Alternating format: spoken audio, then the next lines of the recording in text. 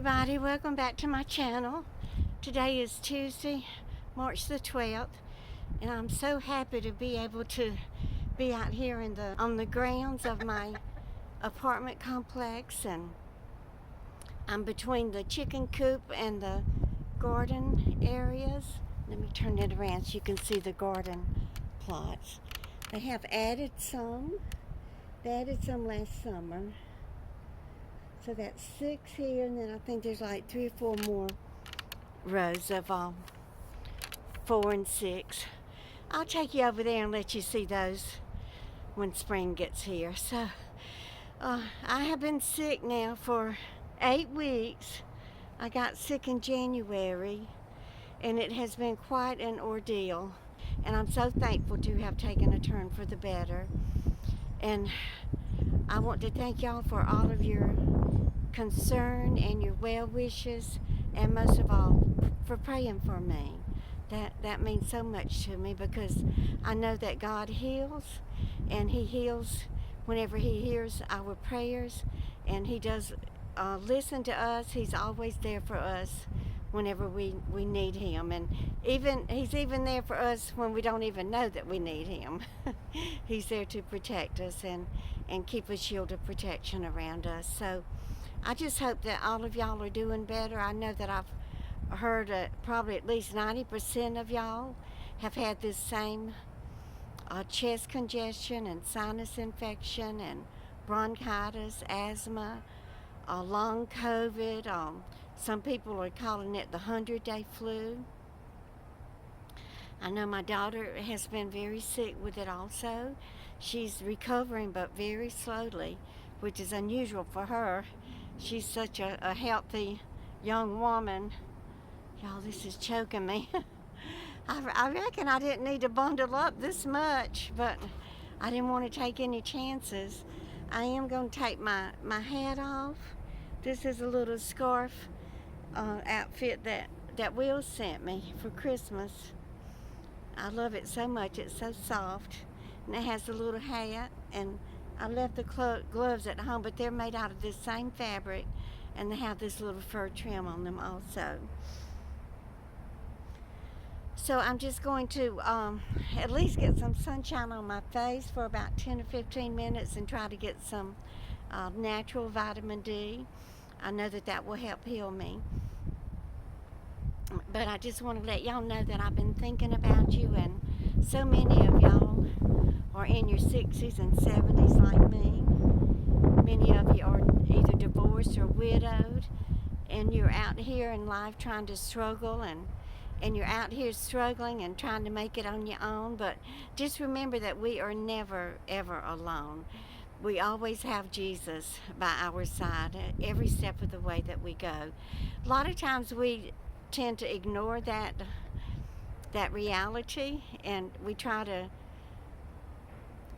carry on in our lives thinking that we know it all and that we can handle it all, especially us being women and being nurturing, motherly instinct type. We tend to mother ourselves too and try to heal ourselves, and with all of these different medications and going to doctors and urgent cares and hospitals, and of course they do have their purpose in life. You know, I solely 100% believe that doctors are trained with the leadership of God, the medical universities, and all of the books and all of the information and everything that people who go to college and learn to be medical professionals. It is a life of devotion that they live. You know, they have to give up a lot to study and to finance their education. They have to take out a lot of student loans and finance their education and study hard.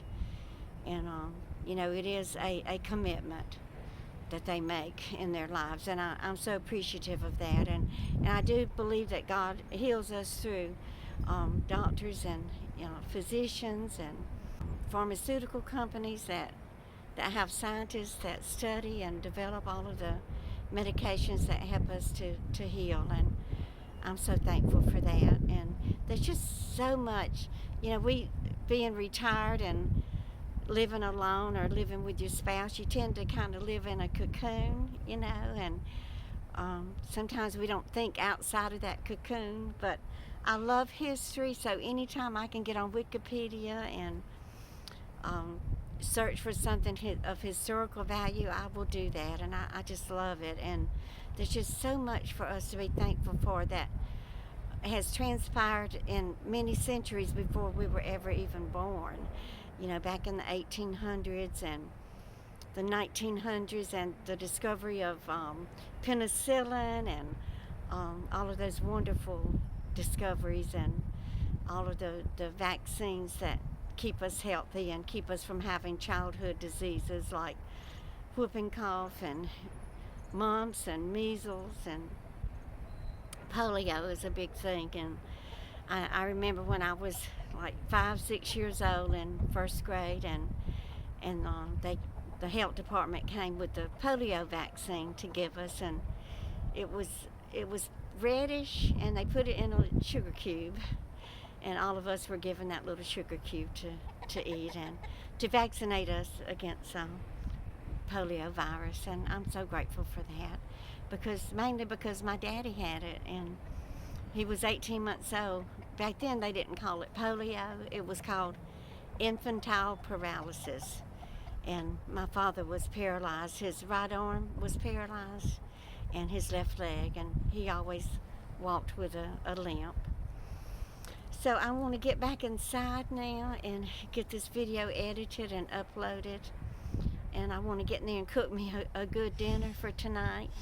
So like I said, I'm just going to continue to walk and try to walk further today than I did yesterday. There's another bench, probably about 200 feet. So I won't make y'all walk back there with me. But I'm going to end this now, and then I want to read a Bible verse when I get home. So my subscriber and good friend Susie, she left me a comment with a Bible verse a few weeks ago. It is from John 16:3, in which Jesus says, "These things I have spoken unto you, that in me ye might have peace." And I love that. I know that I will have peace and clarity and understanding, and that He will lead and guide me on what I need to do to regain my strength and my health. And I just want to encourage all of y'all to do the very same thing. Depend on your inner strength. And you have to remember that all of this adversity that we are put through on sometimes days on end, and we feel like it will never end, it does come to an end. And just remember that out of adversity comes strength. I know I've lived it. I've been through the death of a beautiful 19-year-old son whom I loved more than anything on this earth. And although it was hard, I went through a lot. I ended up addicted to prescription narcotics. I ended up not caring about myself. I didn't care what happened to me. I didn't care if I lived or died, if I ended up in jail or whatever.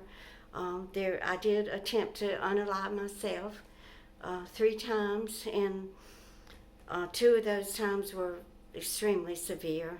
I was revived by the fast actions of the Kissimmee fire squad, and put on a ventilator and brought back to life. So I'm grateful to be here today, and I am so thankful that I have my daughter and my grandchildren and my son and his children. They are all precious to me, and you are precious to me too. So if you're just stopping by today, I'm not always this weak and decrepit, and I am trying my very best to regain my health and my energy, and to get back in the kitchen and cook and have fun and tell jokes and be happy and entertaining again. But I would love it if you would take a chance and subscribe to my channel. You will be loved and accepted here, and I will read your comment, and I promise I will respond to it. So please give me a thumbs up and share, and please subscribe, and y'all just keep on coming back.